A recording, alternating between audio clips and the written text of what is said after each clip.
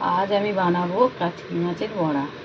তার জন্য এই যে চাল আর ডাল একসাথে ভিজিয়ে রেখেছি, সেটাকে বেটে নিয়েছি। তারপরে এই যে পেঁয়াজ কলি, পেঁয়াজ, কাঁচা লঙ্কা, ওর মধ্যে আর একটু লঙ্কার গুঁড়ো দেব,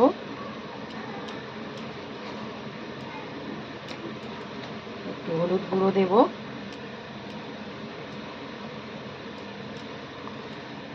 একটু ধনে পাতা,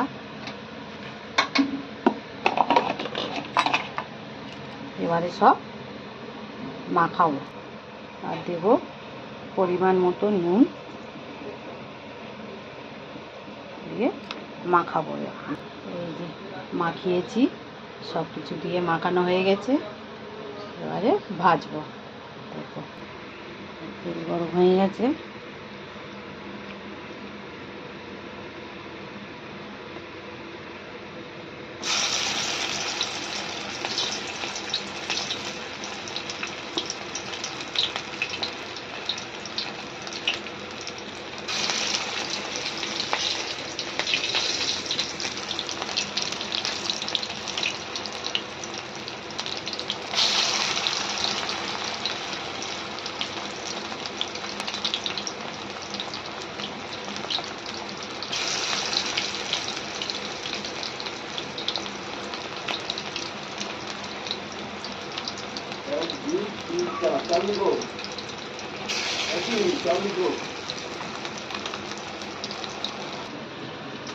বড়া রেডি, খাবার সময় আর একটু